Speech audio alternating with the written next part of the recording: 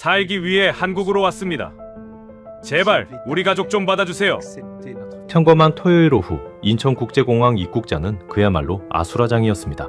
대형 캐리어를 끌며 초조하게 줄을 선 사람들. 금발머리와 푸른 눈동자를 가진 가족들의 얼굴에는 묘한 절박함까지 서려 있었습니다. 입국 심사대는 마비될 지경이었습니다. 아이들의 손을 꼭 붙잡은 채 서 있는 부모들. 그런데 놀라운 사실이 하나 있었습니다. 이 사람들은 단순한 관광객이 아니었습니다. 대부분이 1년 장기 체류 비자를 들고 한국에 들어온 유럽과 북미의 중산층 가족들이었습니다. 도대체 무슨 일이 벌어진 걸까요? 왜 세계에서 가장 잘 사는 나라의 사람들이 모든 것을 뒤로한 채 지구 반대편, 대한민국으로 몰려오고 있는 걸까요? 전 세계 대사관을 긴장시킨 그 충격적인 이유. 지금 그 이야기를 시작하겠습니다. 그 전에 잠깐 이야기를 시작하기 전에 구독과 좋아요 눌러주시면 정말 감사하겠습니다. 어디에서 듣고 계신지도 댓글에 남겨주시고 함께해주세요. 저는 알렉스 르블랑입니다.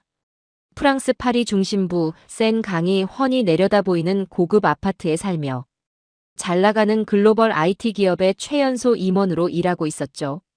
남들이 보기엔 그야말로 성공한 인생의 표본, 완벽한 삶 그 자체였습니다. 전 세계인들이 일생에 한 번쯤 가보고 싶어하는 낭만의 도시 파리에서 높은 연봉을 받으며 아름다운 아내와 눈에 넣어도 아프지 않을 11살짜리 예쁜 딸 레아를 키우고 있었으니까요. 아침이면 집 앞 단골 베이커리에서 갓 구운 크루아상과 진한 에스프레소 향을 맡으며 출근을 했고 주말이면 가족들과 샹젤리제 거리를 거닐며 여유를 만끽했습니다. 제 인생에 실패란 없을 줄 알았고 이 평화로운 일상이 영원할 것이라 굳게 믿어 의심치 않았습니다. 하지만 그 잘난 낭만과 예술이라는 화려한 껍데기 속에서 우리 가족의 진짜 일상은 처참하게 썩어 들어가고 있었습니다.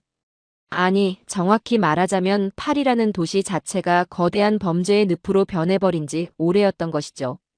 평화롭기만 하던 우리 가족의 삶이 산산조각이 나버린 건 작년 10월의 어느 화요일 오후였습니다. 지금도 그날을 떠올리면 피가 거꾸로 솟고 제 자신을 갈기갈기 찢어버리고 싶은 자책감에 숨을 쉴 수가 없습니다. 그날은 유난히도 가을 햇살이 눈부시게 쏟아지는 날이었습니다. 오후 4시 학교를 마친 제 딸 레아가 집으로 돌아오던 길이었습니다. 레아의 학교는 저희 집에서 불과 4블록 걸어서 10분도 채 걸리지 않는 거리에 있었습니다.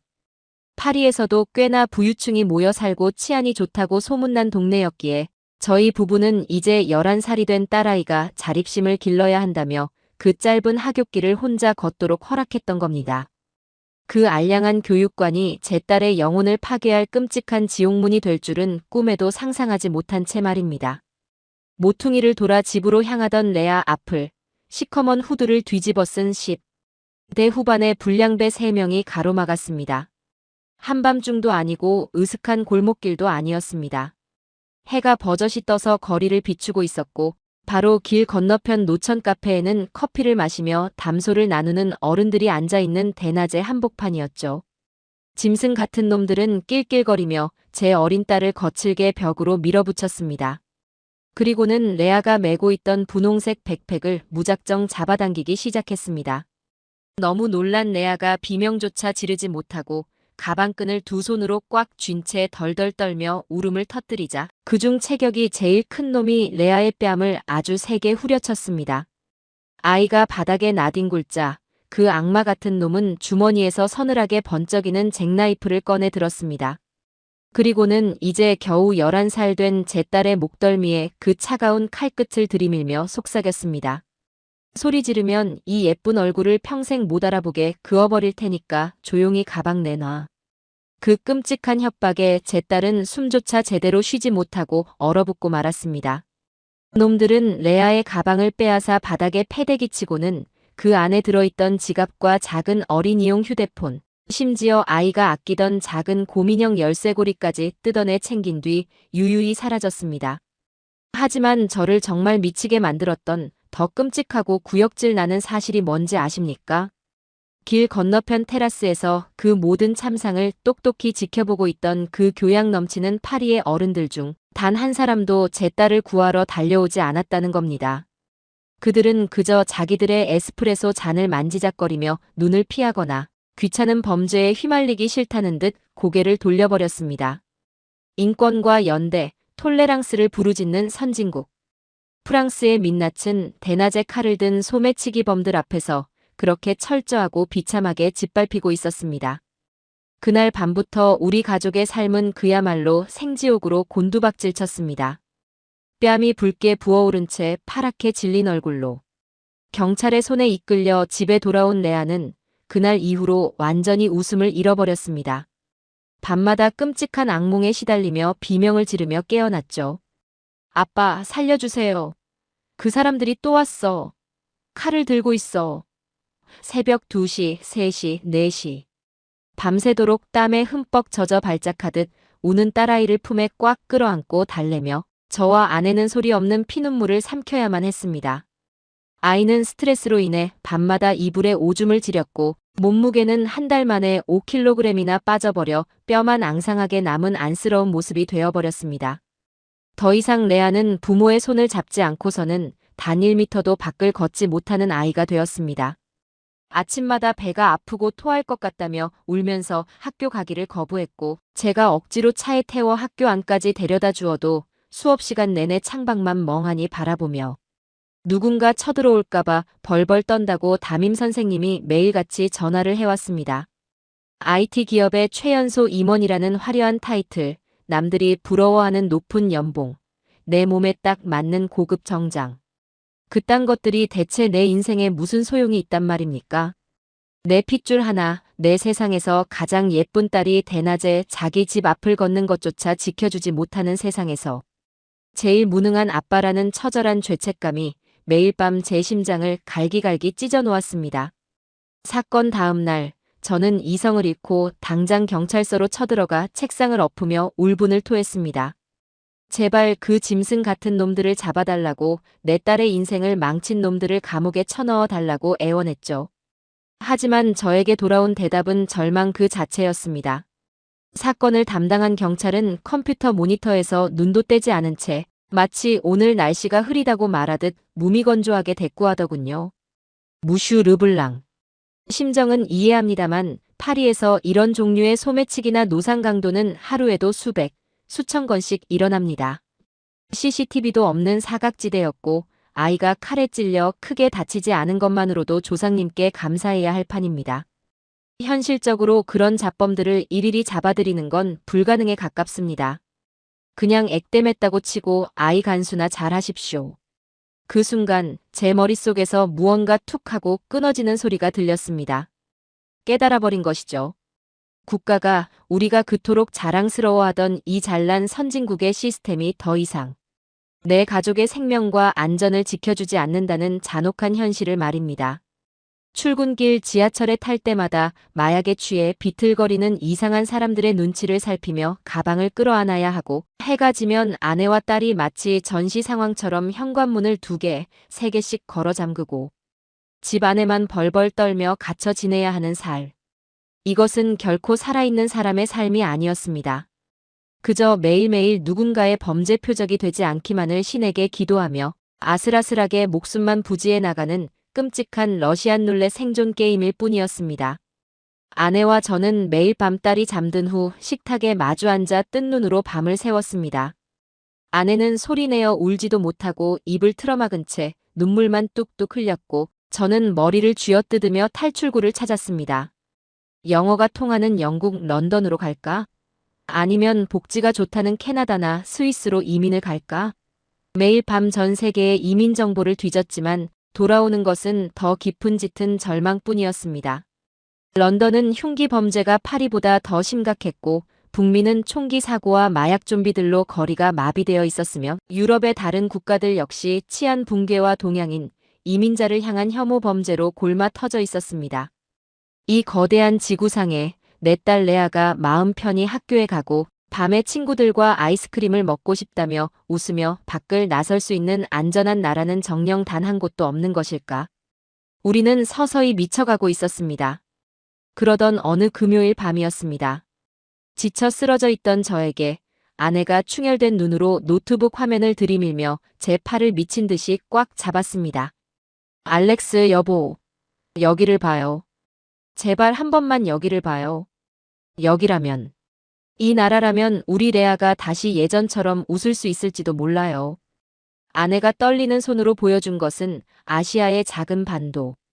국가 대한민국에 관한 외국인들의 거주 브이로그와 정부의 공식 통계 자료들이었습니다. 저는 처음에 코웃음을 쳤습니다. 한국이라고? 지금 제정신이야? 거긴 북한이랑 휴전선 하나를 두고 언제 전쟁이 터질지 모르는 위험한 나라잖아. 총알이 날아다닐지도 모르는 곳이 어떻게 파리보다 안전하다는 거야?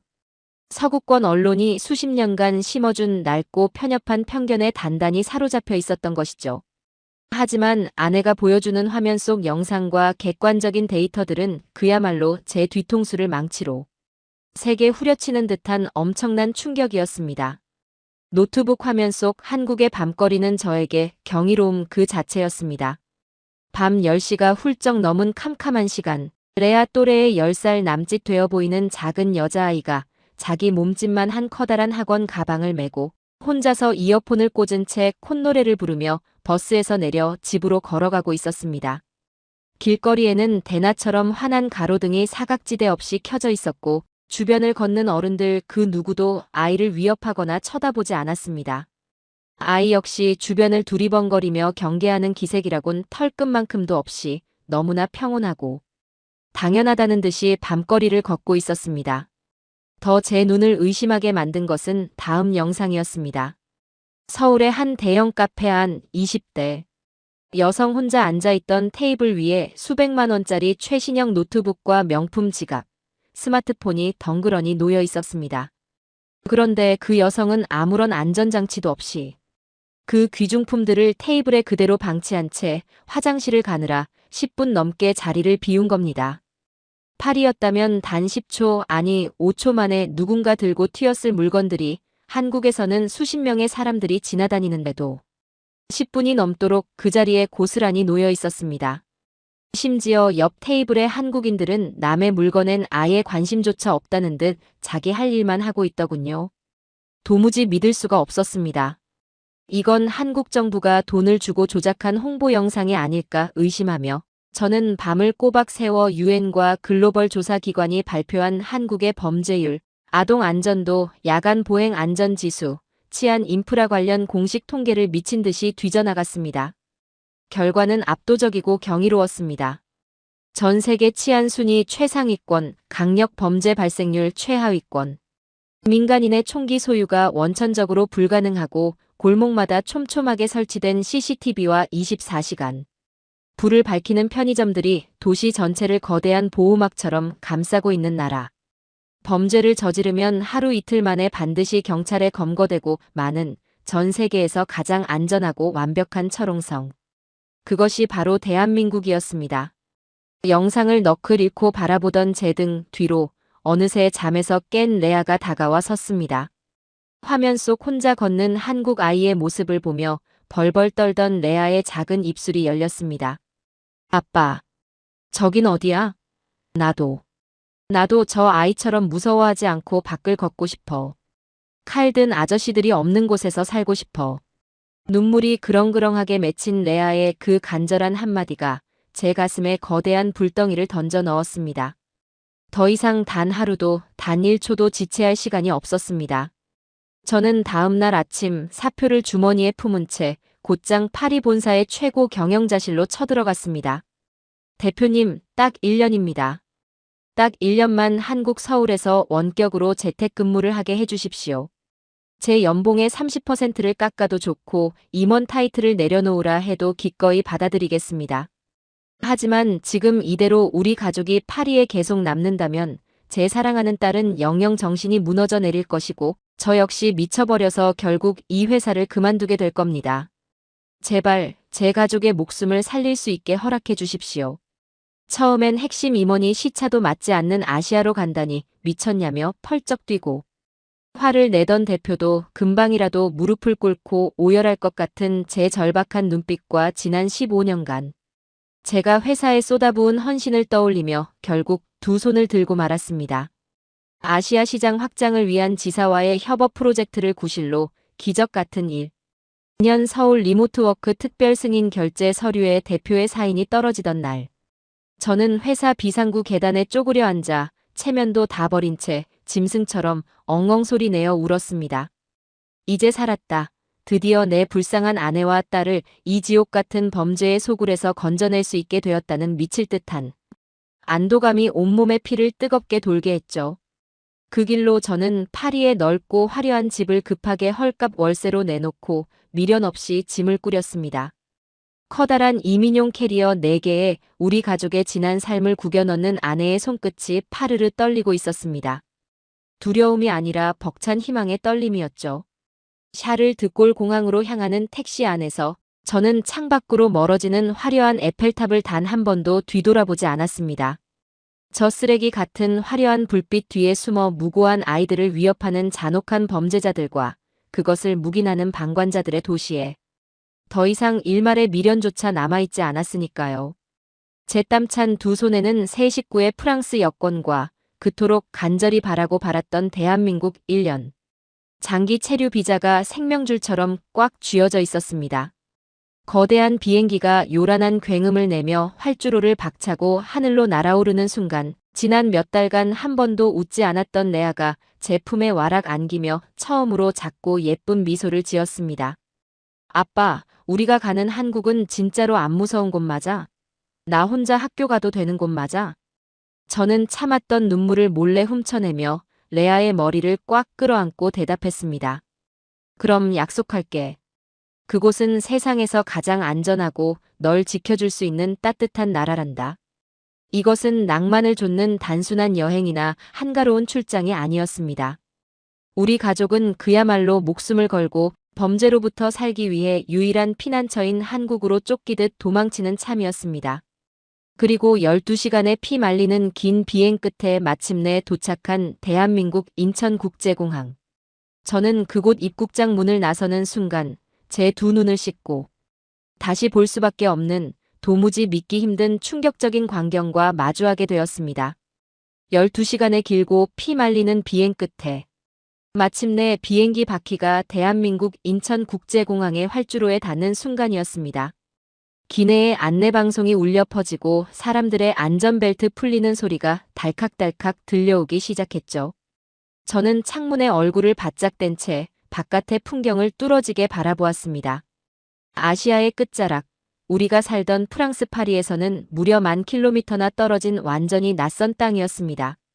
아내는 여전히 긴장한 기색이 역력했고 제 품에 안긴 레아는 호기심과 두려움이 반반씩 섞인 커다란 눈망울로 저를 올려다보고 있었습니다. 아빠, 우리 이제 내리는 거야? 레아의 작은 물음에 저는 고개를 끄덕이며 아이의 손을 꽉 잡아주었습니다. 비행기를 빠져나와 입국 심사대로 향하는 길, 저는 속으로 수없이 심호흡을 해야만 했습니다. 동양의 낯선 공항에 도착했으니 온통 낯선 언어와 시선들이 우리 가족을 둘러쌀 것이라 짐작했었죠. 혹여나 아이가 낯선 환경에 또다시 겁을 먹지는 않을까 온몸에 신경을 곤두세우고 있었습니다. 그런데 말입니다. 입국장으로 향하는 넓은 복도를 꺾어 들어선 순간 저는 제 두 눈을 거칠게 비비며 걸음을 멈출 수밖에 없었습니다.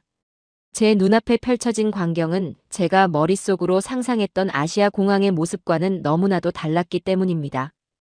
입국 심사대 앞에 거대한 홀은 그야말로 아수라장이자 거대한 인파의 물결이었습니다. 나중에 뉴스를 통해 알게 된 사실이지만 그날 하루에만 무려 20만 명이 넘는 입국객이 인천공항으로 쏟아져 들어왔다고 하더군요. 하지만 저를 정말 경악하게 만든 것은 그 엄청난 숫자가 아니었습니다. 그 인파를 가득 채우고 있는 사람들의 면면이었습니다. 제 앞에도 옆에도 그리고 뒤통수 너머로 끝없이 늘어선 줄에도 온통 금발. 머리에 푸른 눈을 가진 서양인들로 가득했던 겁니다. 처음엔 제가 비행기를 잘못 타서 런던이나 프랑크푸르트 공항에 내린 줄 알았습니다. 여기저기서 익숙한 프랑스어가 들려왔고 억센 독일어가 귀를 때렸으며 영국식 영어가 웅성거리며 허공을 맴돌고 있었습니다. 더 기가 막힌 것은 그들의 행색이었습니다. 가벼운 배낭을 맨 관광객이나 노트북 가방 하나 덜렁 든 출장객들이 아니었습니다. 그들은 하나같이 자기 몸집만 한 대형 이민용 캐리어를 3개, 4개씩 수레에 위태롭게 쌓아 올린 채 어린아이들의 손을 생명줄처럼 꽉 쥐고 있는 가족 단위의 무리들이었죠. 그들의 얼굴에는 긴 비행으로 인한 깊은 피로감이 서려 있었지만 그 피로를 뚫고 나오는 묘한 안도감과 절박함이 얽혀 있었습니다. 멍하니 줄을 서서 기다리던 중 제 캐리어 바퀴가 뒤에서 오던 누군가의 카트와 살짝 부딪히고 말았습니다. 깜짝 놀라 뒤를 돌아보니 저와 비슷한 또래로 보이는 40대 중반의 백인 남성이 아내와 두 아이를 데리고 서 있었습니다. 제가 황급히 영어로 사과를 건네자 그는 땀을 닦으며 호탕하게 웃어주더군요. 아, 괜찮습니다. 사람이 워낙 많아서요. 저도 정신이 없네요. 독일 베를린에서 온 토마스라고 합니다. 그가 내민 손을 맞잡으며 저는 파리에서 온 알렉스라고 제 소개를 했습니다. 우리는 같은 유럽권에서 왔다는 사실에 금세 묘한 유대감을 느끼며 자연스럽게 대화를 이어가게 되었습니다. 가족분들 짐이 엄청나군요. 한국엔 회사 주재원으로 발령받아서 오신 겁니까? 제가 별 생각 없이 던진 질문이었습니다. 당연히 글로벌 기업의 지사 발령이나 파견 근무일 것이라 지레 짐작했던 것이죠. 그런데 그 순간 토마스의 입가에 씁쓸한 미소가 번지더니 그가 고개를 가로저었습니다. 아닙니다. 회사 발령이 아니라 제가 무릎 꿇고 빌어서 1년 재택근무를 얻어낸 겁니다. 우리는 살기 위해서 도망쳐 온 겁니다. 그의 입에서 나온 살기 위해 도망쳤다는 말에 제 심장이 철렁 내려앉았습니다. 토마스는 뒤에 서 있는 자신의 10살짜리 아들을 슬프게 바라보며 말을 이었습니다. 독일 베를린 중심가에 있는 꽤 좋은 학교에 보냈는데 어느 날부터 학교 정문 앞 골목에서 대낮에 마약 거래가 이루어지더군요. 아이가 그걸 목격하고 덜덜 떨며 집에 온 날 경찰을 불렀지만 놈들은 다음 날 또다시 나타났습니다.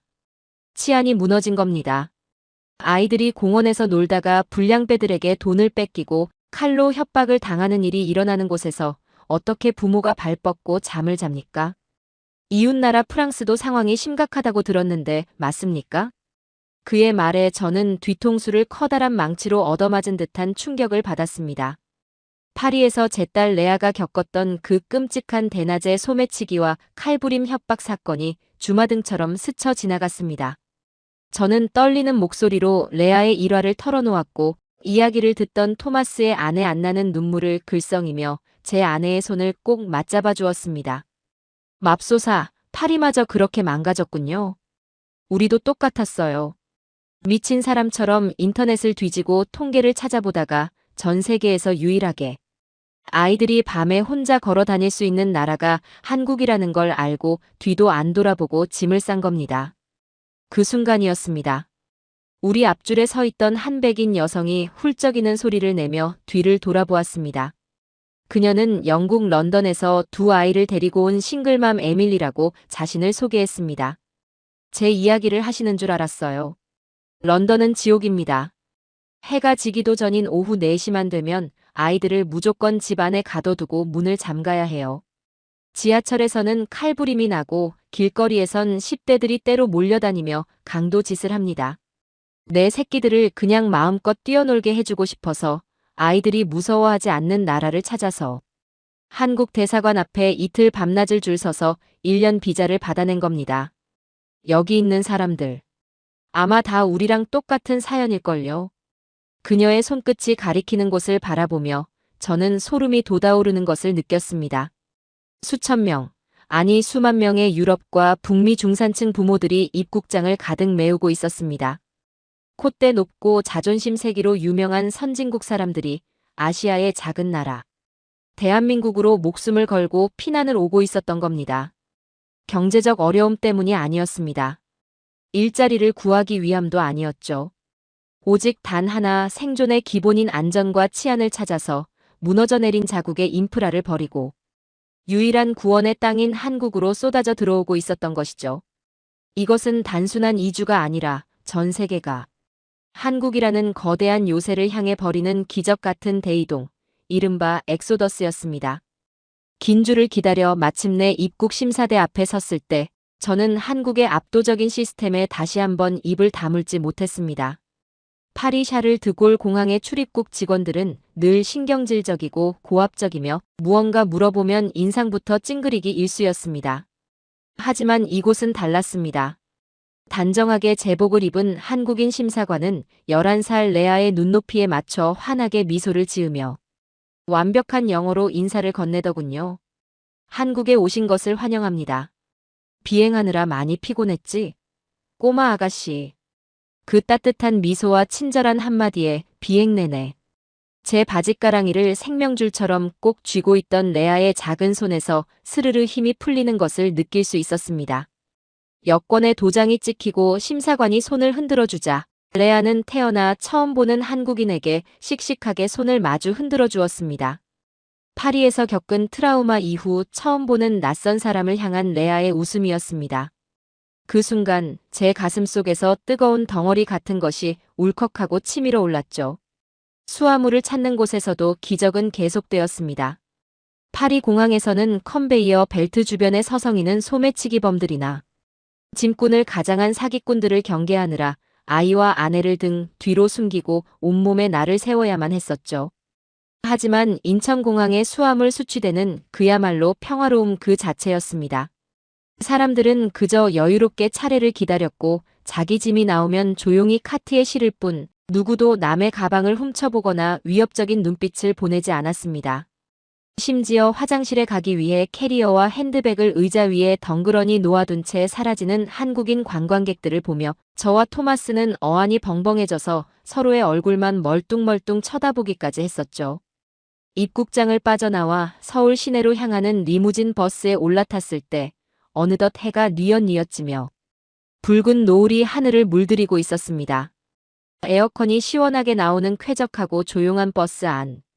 창밖으로는 거대하고 눈부신 바다를 가로지르는 인천대교가 끝없이 펼쳐져 있었고 이내 무수히 많은 고층 아파트들과 화려한 조명들이 쏟아지는 서울의 풍경이 눈앞에 나타났습니다. 빌딩 숲 사이를 달리는 수많은 자동차들의 붉은 후미등이 마치 강물처럼 흐르고 있었고 한강의 거대한 다리들에는 형형색색의 조명이 켜지며 불야성을 이루기 시작했죠. 하지만 그토록 거대하고 화려한 도시의 풍경 속에는 파리나 런던, 뉴욕의 밤거리가 뿜어내는 그 특유의 음산함과 도끼가 전혀 섞여 있지 않았습니다. 길거리의 간판들은 밤이 깊어질수록 더 밝게 빛났고 인도에는 교복을 입은 학생들과 장바구니를 든 아주머니들, 서류 가방을 든 직장인들이 아무런 두려움 없이 발걸음을 재촉하고 있었습니다. 도시 전체가 마치 하나의 거대한, 아주 안전한 거실처럼 느껴지는 기이한 평온함이었습니다. 제 무릎을 베고 까무룩 잠이 들려던 레아가 부비적거리며 일어나 창밖을 멍하니 바라보았습니다. 그리고는 창문에 작은 손바닥을 대고 속삭이듯 제게 말했습니다. 아빠, 저기 봐봐.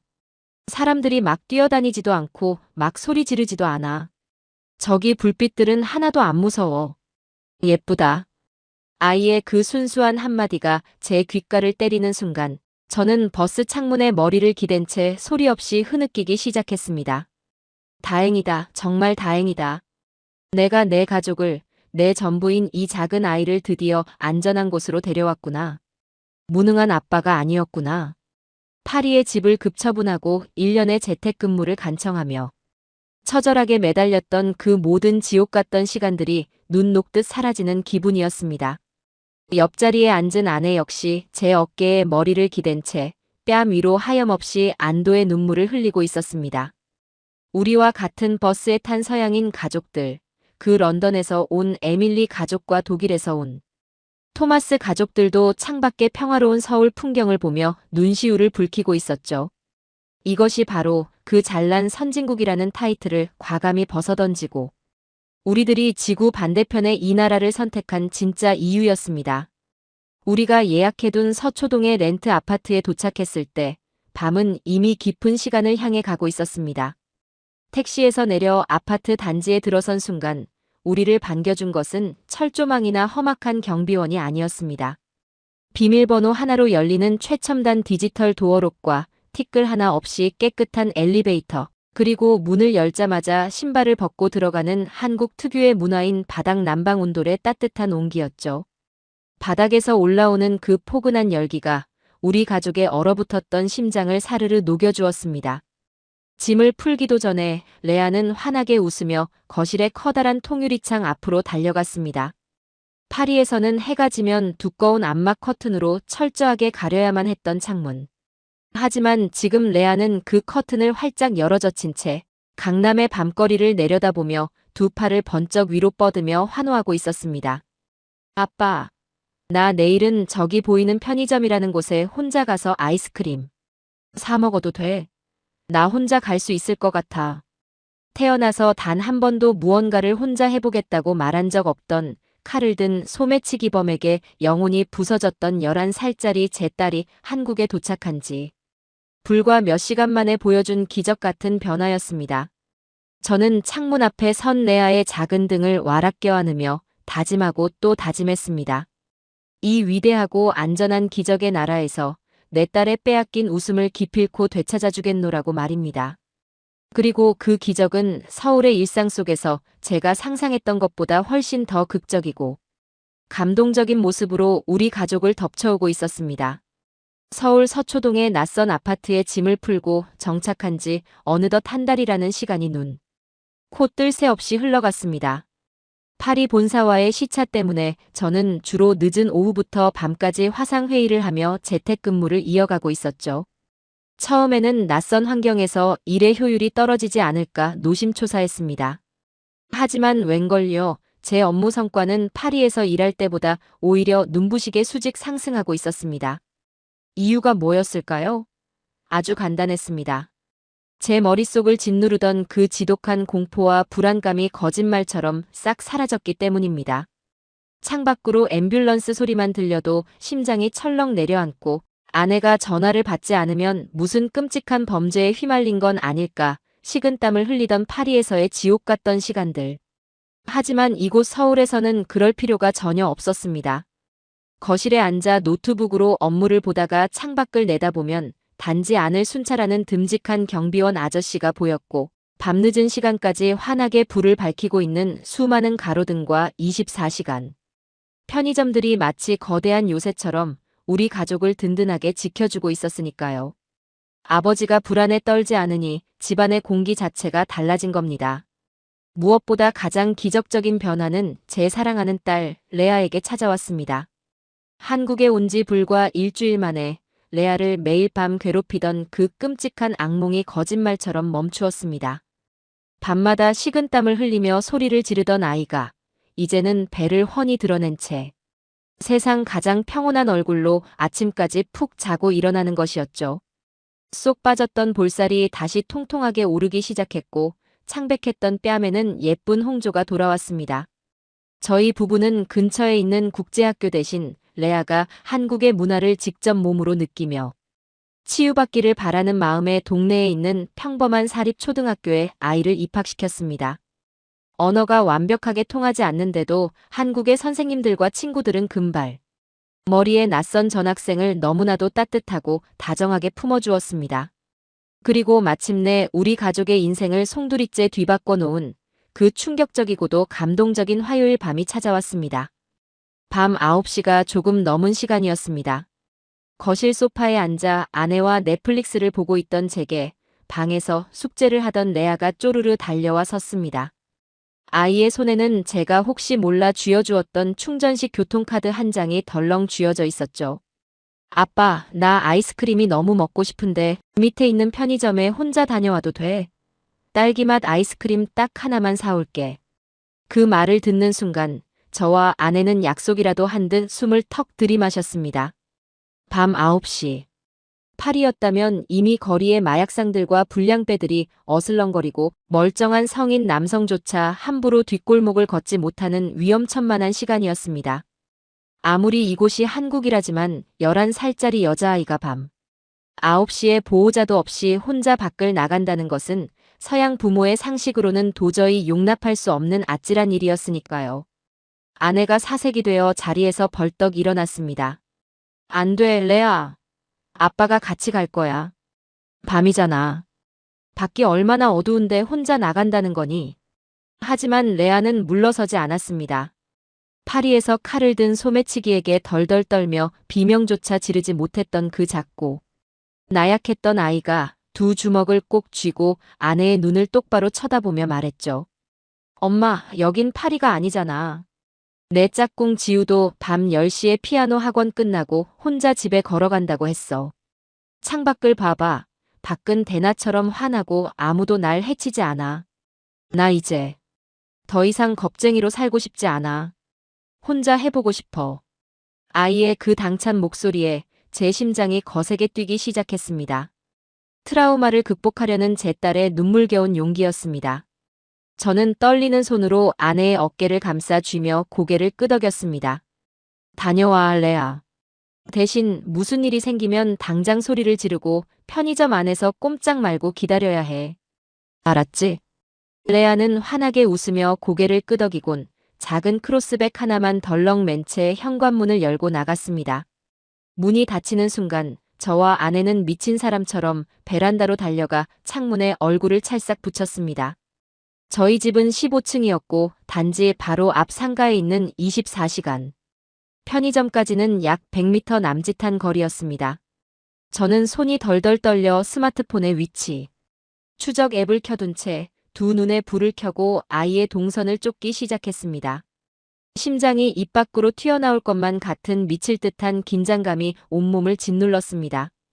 잠시 후 아파트 공동 현관문을 열고 레아가 밖으로 걸어 나오는 모습이 보였습니다. 15층 높이에서도 아이의 발걸음이 얼마나 가볍고 경쾌한지 한눈에 알 수 있었죠. 단지 안의 가로등은 레아의 금발 머리를 환하게 비춰주고 있었고 아이가 상가 쪽으로 걸어가는 길목에는 아무런 위험도 도사리고 있지 않았습니다. 레아가 왕복 2차선 횡단보도 앞에 섰을 때였습니다. 신호등이 없는 작은 횡단보도였기에 파리의 습관대로라면 차들이 매섭게 쌩쌩 달릴 곳이었죠. 하지만 놀랍게도 레아가 횡단보도 앞에 서자마자 다가오던 검은색 승용차 한 대가 스르르 속도를 줄이더니 정지선 앞에 완벽하게 멈춰 섰습니다. 운전석에 앉은 한국인 아저씨가 먼저 건너가라며 손짓을 해주었고 레아는 배꼽 인사를 꾸벅하고는 안전하게 길을 건넜습니다. 보행자를 위협하며 경적을 울려대던 유럽의 운전자들과는 차원이 다른 그야말로 기적 같은 시민의식이었죠. 편의점의 환한 유리창 너머로 아이가 들어가는 모습이 보였습니다. 진열대를 돌며 신중하게 아이스크림을 고르던 레아가 계산대로 향했죠. 잠시 후 편의점 문이 열리며 레아가 나왔는데 아이의 손에는 아이스크림뿐만 아니라 자그마한 요구르트 한 병이 더 들려 있었습니다. 나중에 레아에게 들어보니 계산을 하던 편의점 아주머니가 외국인 꼬마가 밤에 혼자 씩씩하게 심부름을 온 것이 기특하다며 한국말로 아이고 예뻐라. 이거 하나 더 먹어. 하시면서 공짜 덤으로 챙겨주신 거라더군요. 낯선 외국인 아이에게 그것도 밤 9시에 칼이나 총을 들이미는 대신 달콤한 요구르트를 손에 쥐어주는 어른들이 사는 나라. 길을 건너려는 작은 아이를 위해 수천만 원짜리 자동차가 기꺼이 멈춰서서 기다려주는 나라. 남의 아이도 내 아이처럼 따뜻한 시선으로 보듬어주는 정이 살아 숨쉬는 완벽한 공동체. 그것이 바로 제가 15층 베란다에서 내려다본 대한민국 서울의 진짜 모습이었습니다. 봉지를 덜렁거리며 아파트 현관으로 다시 걸어오는 레아의 얼굴에는 두려움 따윈 단일 그램도 남아있지 않았습니다.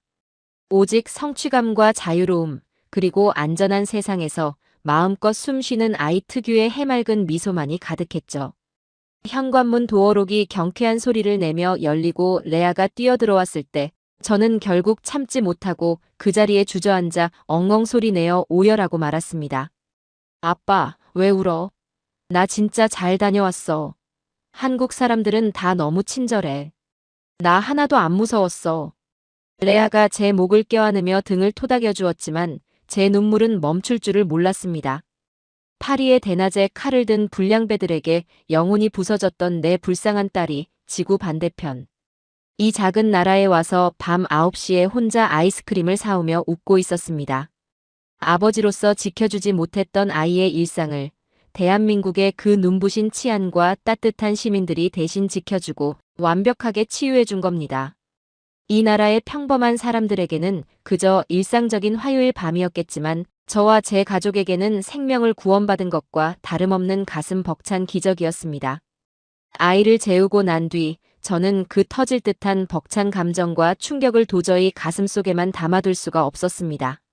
저는 서재로 들어가 거칠게 노트북을 열었습니다. 그리고 제가 운영하던 개인 블로그에 떨리는 손가락으로 미친 듯이 글을 써내려가기 시작했습니다. 파리 임원직의 체면이나 위신 따위는 이미 안중에도 없었습니다. 나의 가족은 살기 위해 파리를 탈출했고 대한민국이 우리를 구원했다. 이 자극적이지만 너무나도 뼈저린 진실을 담은 제목 아래 저는 지난 한 달간 한국에서 겪은 모든 충격적인 경험들을 낱낱이 기록했습니다. 대낮 파리 한복판에서 딸이 겪은 소매치기 사건과 붕괴된 치안, 그리고 그 지옥을 탈출해 도착한 서울의 밤거리에서 목격한 믿을 수 없는 풍경들. 카페 테이블 위에 최신형 스마트폰과 명품 지갑을 올려두고 10분 넘게 자리를 비워도 아무도 훔쳐가지 않는 시민의 식밤. 10시에 초등학생들이 혼자 떡볶이를 사 먹고 학원에서 걸어오는 압도적인 안전함. 촘촘한 CCTV와 밤을 잊은 편의점들이 만들어낸 완벽한 사회적 보호망. 그리고 길 건너는 아이를 위해 차를 멈추고 웃어주는 한국인들의 그 따뜻한 도덕성까지. 저는 피를 토하는 심정으로 글의 마지막을 이렇게 장식했습니다. 유럽의 부모들이여, 우리는 도대체 무엇을 자랑스러워하며 살고 있는 것인가? 엄청난 세금을 내면서도 밤마다 아이가 범죄의 표적이 될까봐 문을 걸어 잠그고 두려움에 떠는 삶이 과연 선진국의 모습이라 할 수 있는가? 아시아의 작은 나라, 대한민국은 달랐다. 그곳은 아이들이 밤거리를 웃으며 걷고 타인의 물건을 탐내지 않으며 어른들이 아이들을 지켜주는 거대한 요새다. 나는 내 연봉이 반토막이 나고 내 직급이 사라진다 해도 결코 파리로 돌아가지 않을 것이다. 이 기적 같은 나라, 대한민국이야말로 내 아이가 마음껏 숨쉬고 살아갈 수 있는 지구상 유일한 천국이기 때문이다. 새벽 3시. 뜨거운 눈물을 닦아내며 게시 버튼을 누를 때만 해도 저는 이 글이 그저 저와 비슷한 고민을 하는 몇몇 지인들에게나 읽힐 작은 일기장에 불과할 줄 알았습니다. 그저 가슴속에 맺힌 응어리를 털어냈다는 사실에 안도하며 침대에 누워 깊은 잠에 빠져들었죠. 그런데 다음날 아침 눈을 뜬 저는 제 스마트폰이 미친 듯이 울려대는 진동 소리에 침대에서 굴러떨어질 뻔했습니다. 화면에는 수만 개의 알림이 쉴 새 없이 폭포수처럼 쏟아지고 있었습니다. 페이스북, 트위터, 이메일, 그리고 제 블로그의 알림창이 말 그대로 폭발해버린 것이었죠.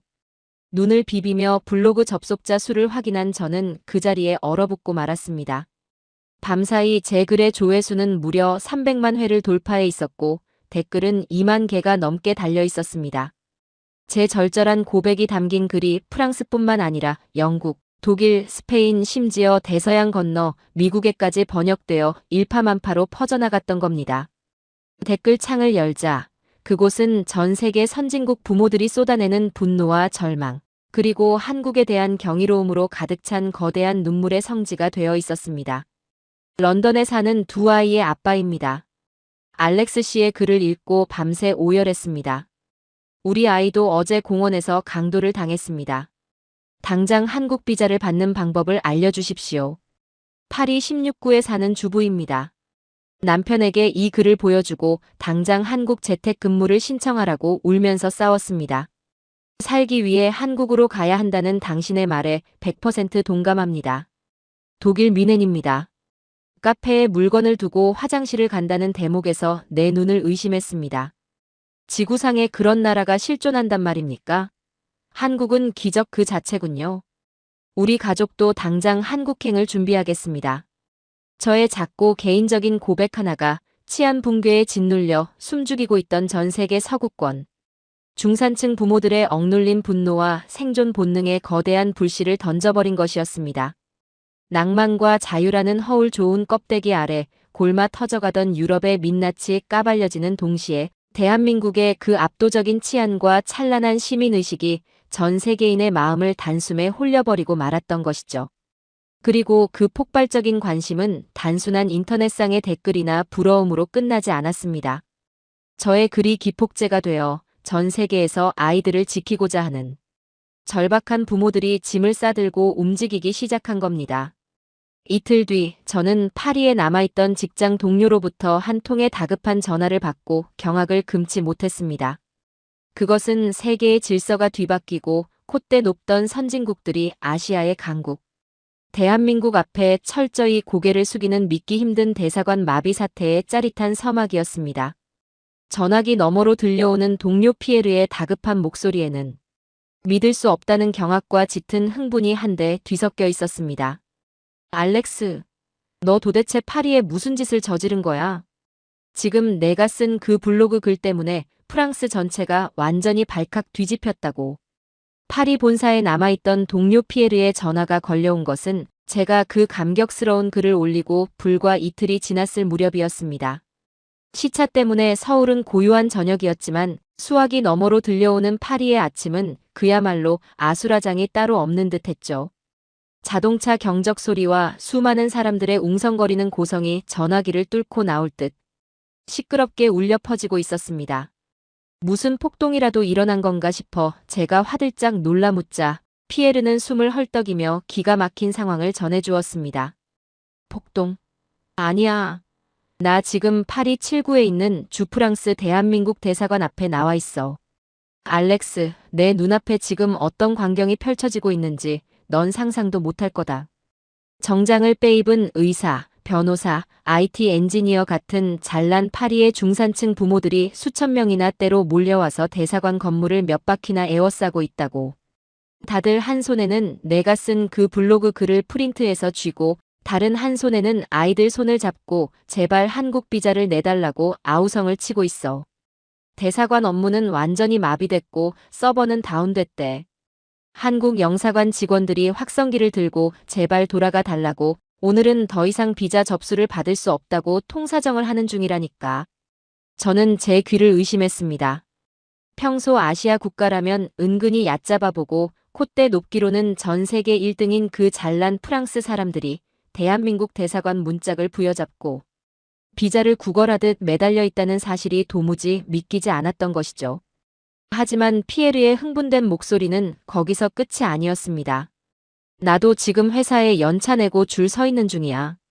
내 아들 줄리아 알지? 어제 학교 앞 공원에서 불량배들한테 자전거를 빼앗기고 얻어맞아서 코뼈가 부러졌어. 내 글을 읽고 밤새 아내랑 부둥켜 안고 울었다. 낭만이고 나발이고 다 필요 없어. 내 새끼 하나 지켜주지 못하는 이 망할 놈의 나라를 당장 떠날 거야. 런던 지사에 있는 데이비드한테도 방금 연락 왔는데 거기도 지금 주영 한국 대사관 앞이 영국인들로 초토화돼서 경찰들이 통제선을 치고 난리도 아니래. 알렉스, 넌 내 글이 유럽 부모들의 억눌렸던 분노에 폭탄을 던졌다는 걸 알아야 해. 전 세계가 지금 살기 위해 한국으로 피난을 가겠다고 들고 일어난 거라고. 전화를 끊고 난 후 저는 온몸에 짜릿한 전율이 돋아오르는 것을 느꼈습니다. 곧이어 인터넷 뉴스 창을 켜자 제 눈앞에는 더 충격적인 헤드라인들이 쏟아지고 있었습니다.